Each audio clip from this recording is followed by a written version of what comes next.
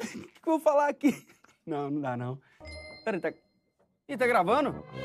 Deselegante. Hoje o assunto é geografia, então coloca aqui na tela. Não, coloca aqui, ó. Aqui. Aqui. Então coloca aqui, é. Ah, quer saber? Roda a vinheta.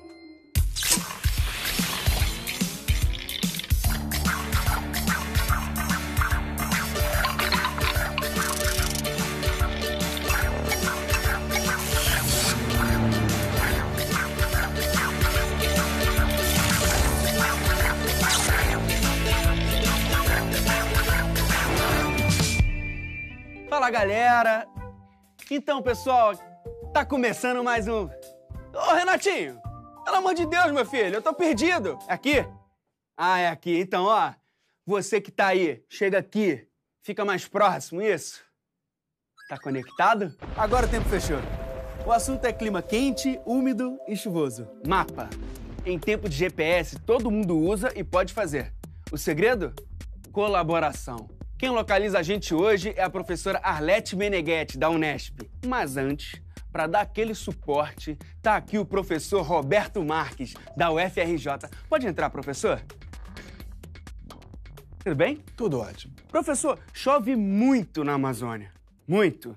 Por quê? Para responder isso, a gente precisa conhecer um pouco melhor a Amazônia, né, essa região, o ambiente, mas também precisa saber que as chuvas não são formadas do mesmo jeito. Na Amazônia, por exemplo, a gente tem chuva de convecção. A gente tem uma questão do Enem sobre isso. Vamos ver? Eu sou o professor João Paulo, de Geografia, do QG do Enem.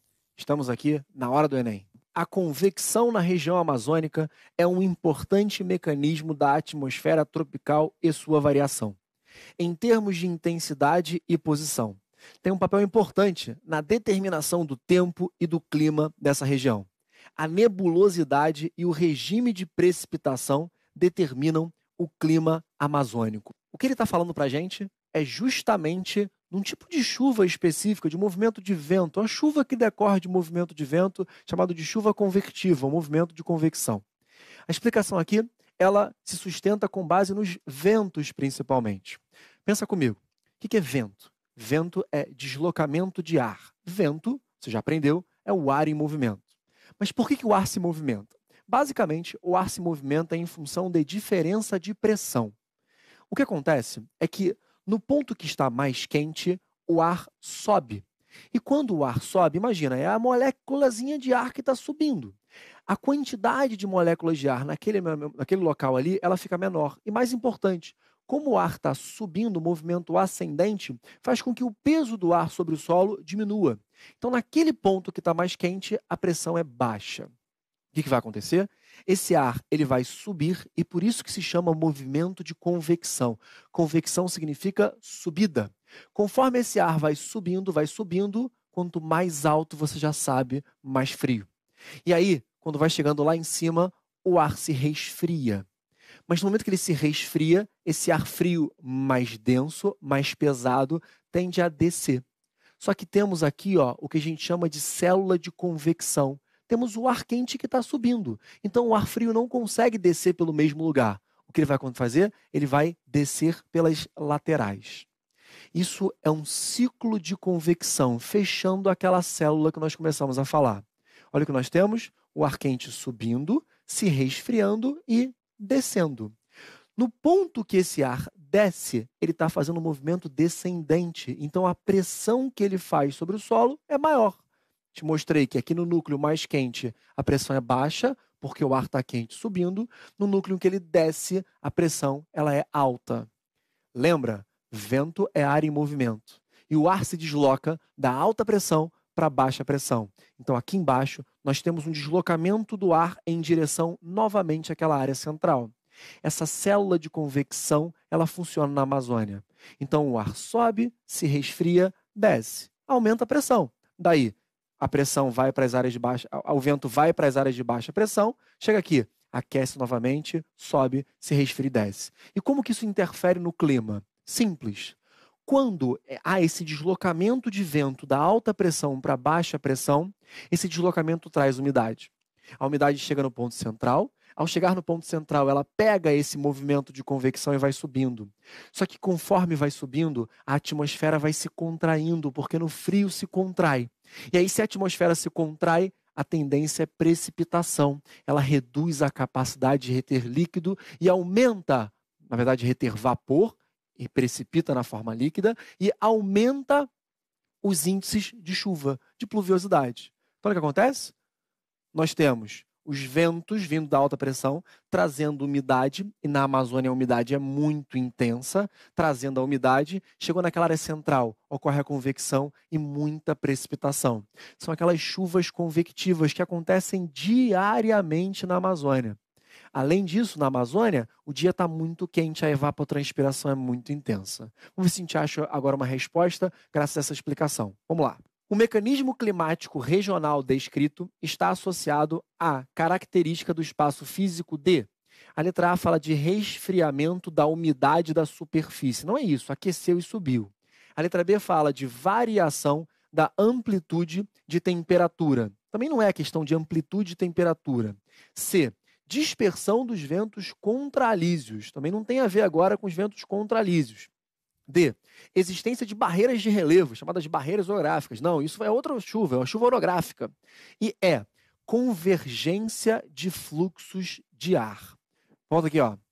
O gabarito, a letra E, sabe por quê? Lembra comigo, ó, o movimento. Esquentou, subiu. Esfriou, desceu. Aumentou a pressão. Quando aumenta a pressão, os ventos vêm em direção à baixa pressão. Eles se encontram na baixa pressão.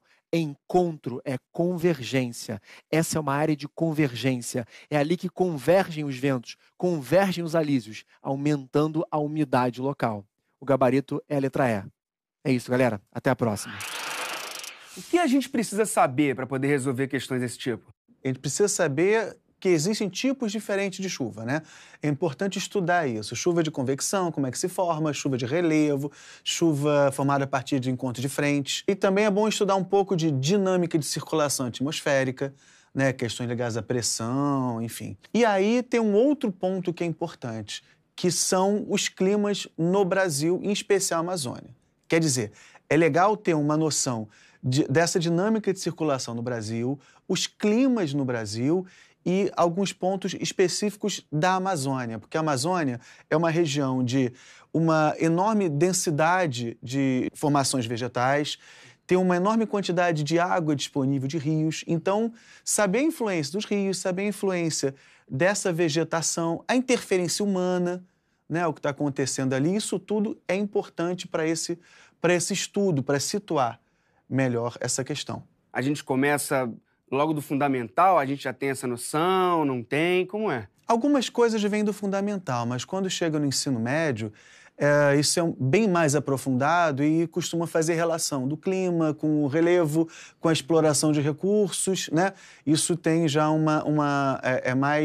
fica mais complexa a questão. Entendi. Nesse caso. E referência? Fala, professor, quero saber onde eu estudo isso tudo. Bom, tem um livro que é um paradidático que eu acho bem interessante, que é o livro Clima e Meio Ambiente, do José Bueno. E tem também, primeiro, a página do IBGE, né, que tem ali mapas, tem algumas informações, mas é legal ter isso cartografado, é legal entender, né, visualizar como é que são esses climas, como é que são os biomas na Amazônia. Agora, existem também outros dois blogs, um é o Geografia Opinativa e o outro é Só Geografia, que não tem só Amazônia e só clima, mas eles deram um tratamento bem interessante a essas questões. Vem cá, posso tirar outra dúvida, então? Com certeza. Professor, o tema é geografia. Mas a questão que a gente vai ver agora fala também de outras matérias. Isso sempre acontece nas questões de ciências humanas do Enem? Sempre não, mas é comum, né? Tem questões que a gente identifica claramente com conteúdo de geografia, a outra de história, a outra de sociologia, outra de filosofia, né? Mas tem algumas, como acontece na vida, que a gente olha para um problema e pode tentar resolver a partir de diversos olhares. Né? Nesse caso, por exemplo, tem algumas questões que são de produção, isso pode ser história, pode ser sociologia, pode ser geografia, então é bacana isso, assim, as ciências humanas, elas têm contribuições aí a dar para resolver alguns problemas. Entendi. Então vamos ver? Vamos fazer uma questão? A questão fala o seguinte pra gente. Um carro esportivo é financiado pelo Japão. projetado na Itália e montado em Indiana, México e França, usando os mais avançados componentes eletrônicos que foram inventados em Nova Jersey e fabricados na Coreia. A campanha publicitária é desenvolvida na Inglaterra, filmada no Canadá. A edição e as cópias feitas em Nova York, para serem veiculadas no mundo todo. Teias globais disfarçam-se com uniforme nacional que lhes for mais conveniente. Isso é um texto de R. Wright, O Trabalho das Nações, preparando-nos para o capitalismo no século XXI. São Paulo, na Educador, 1994, um texto adaptado. A questão, ela é uma questão que trata justamente sobre a terceira revolução industrial. Ela trata sobre uma transformação da lógica produtiva. Nós vínhamos de uma lógica fordista, em que a produção ela era em série, em que se aglomerava aquela fábrica em um mesmo local. Todos os trabalhadores estavam ali. Desde o início até o final, aquele produto, aquela mercadoria era produzida. Lembra da ideia do Ford T? Então, o Ford T, ele iniciava a sua produção na linha de montagem e ele ia ali, sendo montado, sendo juntado, até que no final das contas saiu o carro completo. Atualmente, as indústrias, elas buscam uma descentralização.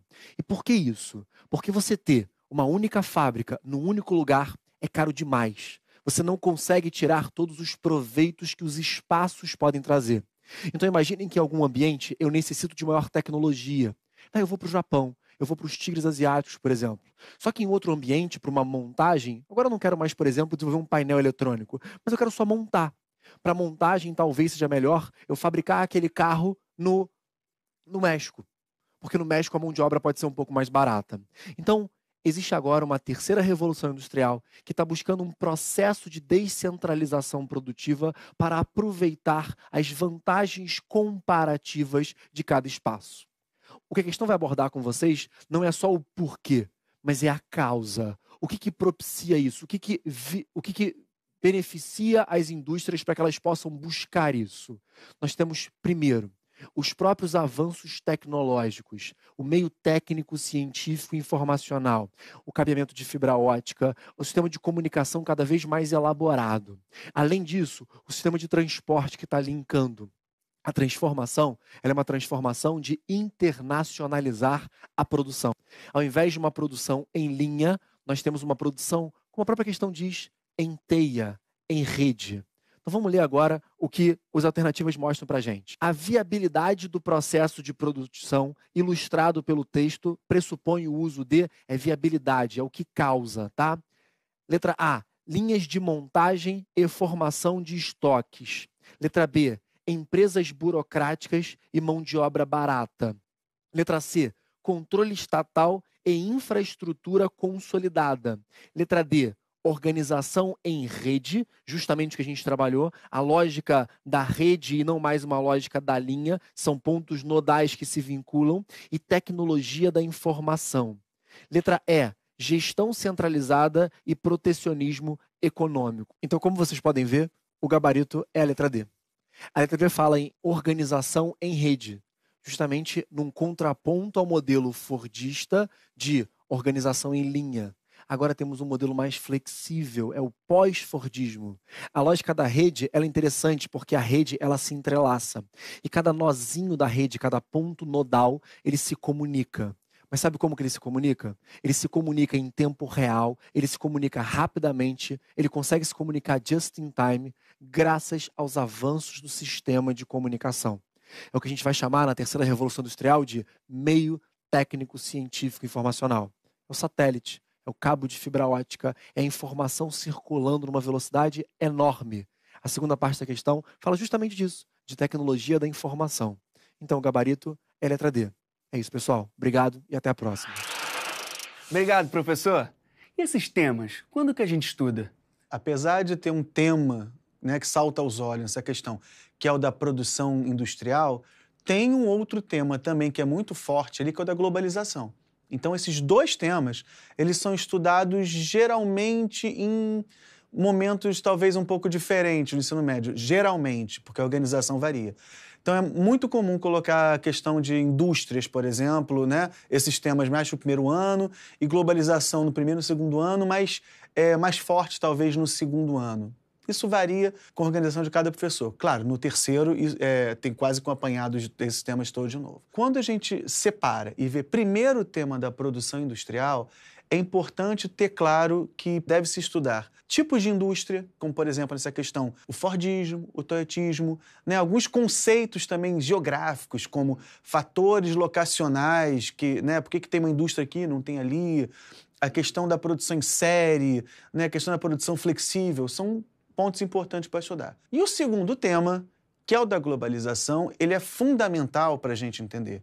Então, no caso da globalização, desse fenômeno, a gente tem que falar da globalização do capital financeiro, que é fundamental para financiar instalação de indústria em vários cantos do mundo, a globalização do mercado.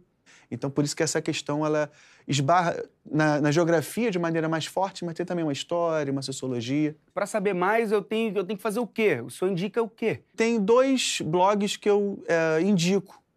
Um deles é o geografiam.wordpress.com e o outro é o Suburbano Digital, é um nome bem interessante, né? Que tem vários assuntos ali, mas eles tratam do tema da globalização e também tem algumas matérias de jornal e tal que eles colocam sobre indústria que vale a pena. Eu prometo estudar bastante, de verdade. Tomara. Eu vou estudar. Fala, galera, eu tô aqui a 22 graus e 56 minutos ao sul do Equador, 43 graus e 10 minutos a oeste de Greenwich. E agora é hora de bater papo com Arlete Meneghetti, engenheira cartógrafa que sabe tudo de mapeamento colaborativo. Pode entrar, professora, tudo bem? Seja bem-vinda. Tudo bom? Tudo bem. Legal estar aqui com vocês. Muito obrigado, eu que agradeço, sabe? Ela que tá vindo de Presidente Prudente, que fica a 22 graus, 7 minutos ao sul do Equador, 51 graus, 24 minutos a oeste de Greenwich. Nossa! Conta pra gente, professora. Sempre pensou em trabalhar com mapas desde criança? Como foi? Vou te contar um segredinho, hein? Meu pai é jornalista, publicitário, blogueiro.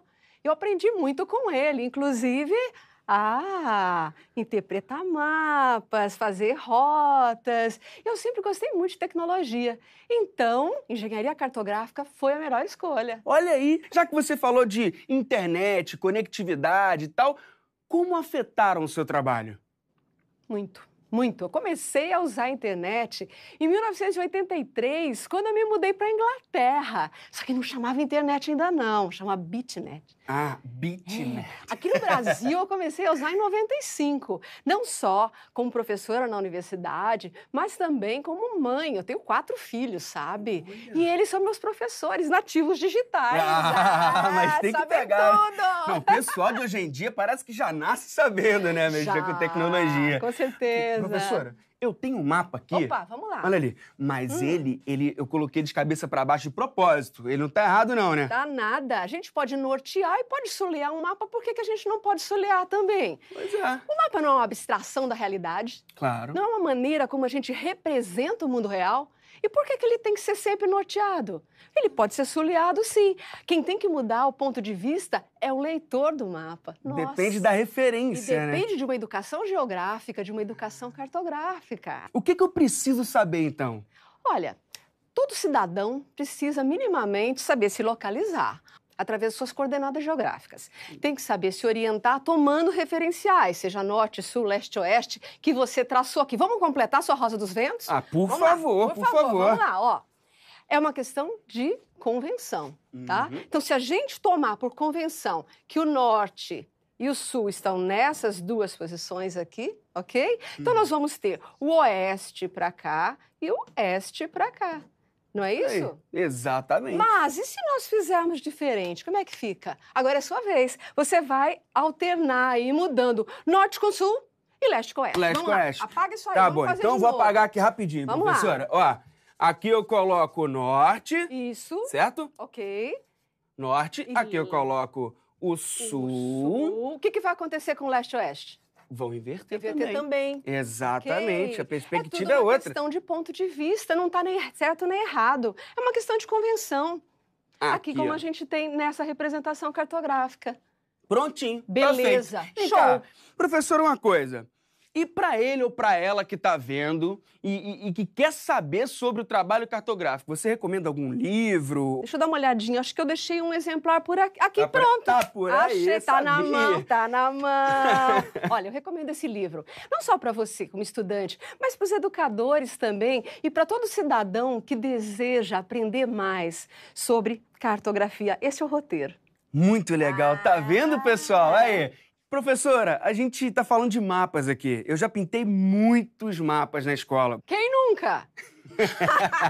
Eu disse para você que uma das primeiras atividades que a gente prioriza é a localização e depois a orientação. Sabe qual é a terceira? A representação. Representação cartográfica é importante e a gente vai não só pintar mapas, mas principalmente construir conhecimento.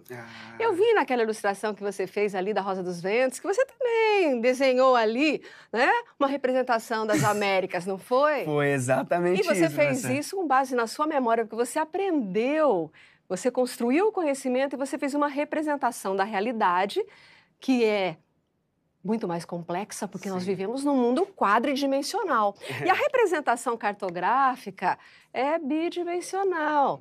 Daí a importância de nós usarmos as novas tecnologias como os globos virtuais. Aí, falando em nova tecnologia, professora, eu fiquei sabendo que você trabalha com mapeamento colaborativo. É isso. O que é mapeamento colaborativo? Como é que funciona? Me explica. É muito simples. Todo e qualquer cidadão pode se tornar um cidadão cartógrafo, um cidadão fotógrafo. Mas como é que a gente faz isso? A partir do seu conhecimento local e o uso das novas tecnologias, você pode contribuir para aprimorar mapas que são usados por milhares de pessoas no mundo todo. E fica aberto, e aí quem quiser ir lá e escrever alguma coisa ou corrigir alguma coisa, pode? Sim, qualquer pessoa. Vamos dizer que a gente tenha vindo na sua escola e então a gente procura, por exemplo, no Google Maps. Google Maps, A gente encontra lá o marcador da sua escola e vai verificar se o nome está escrito corretamente, se o endereço está completo, o telefone, o site da escola. Além disso, nós podemos adicionar outras informações como dia e horário de funcionamento, aberto para o público. Que legal! Então, vamos lá. Você está com o seu aplicativo do Google Maps no seu celular. Sim. Vamos lá? Procurou Ok. a sua escola. Procurei. Identificou direitinho, os dados estão todos corretos, você não precisa reportar nenhum erro, nem informar nenhuma informação adicional. Mas você pode avaliar o lugar. Você pode avaliar atribuindo de 1 a 5 estrelas e escrevendo uma resenha sobre aquele lugar. Pode também adicionar fotografias que você tenha tirado daquele lugar, de preferência sem mostrar pessoas. Claro. Respeito à privacidade das pessoas, ok? Claro. Com isso, você já está colaborando usando o Google Maps. Mas há outras plataformas de mapeamento colaborativo do Google. Eu sou voluntária do Google desde 2010. Tá explicado por que fala tão bem, né? Conhece tudo. Porque faz parte do meu projeto de pesquisa em mapeamento colaborativo e participativo, que é voltado à geocolaboração, que favorece o empoderamento do cidadão. Que legal. Então ele pode colocar ali se tem algum problema, não sei, de saneamento básico. Eu poderia? Algumas informações nós podemos reportar erros. Outras informações nós podemos adicionar usando o Google Mapmaker. No caso de informações que você não pode incluir no Google Mapmaker para refletir no Google Maps, você pode usar um outro, que é o Google My Maps, que te permite criar mapas customizados, onde você mesmo vai adicionar pontos, linhas e áreas. Você vai até pintar mapa colorido. Tá vendo? Só que com uma missão muito importante, que é a de compartilhar o seu conhecimento, de reportar problemas, de denunciar ações que não são tão adequadas, sugerir novas implementações, inclusive podem favorecer políticas públicas. Você pode se tornar um cidadão cartógrafo, um cidadão fotógrafo, mesmo sem fazer o curso de geografia e de engenharia cartográfica. Claro que se você fizesse o curso de engenharia cartográfica, eu ficaria muito contente. Eu sou professora na Unesp. Pois é. Professora, é isso. Nossa, eu tô tão feliz com isso tudo. Gente, estudar é o melhor GPS, não é, professora? Vale a pena porque você vai se tornar uma pessoa muito mais participativa, proativa, preparada para os desafios do mundo do trabalho, que exige inovação, que exige uma atitude empreendedora. Muito legal. Muito obrigado, professora. De coração, foi tão gostoso conversar com você, viu? Olha, muito obrigado. E você aí e eu aqui, na mesma latitude, na mesma longitude. Por gentileza.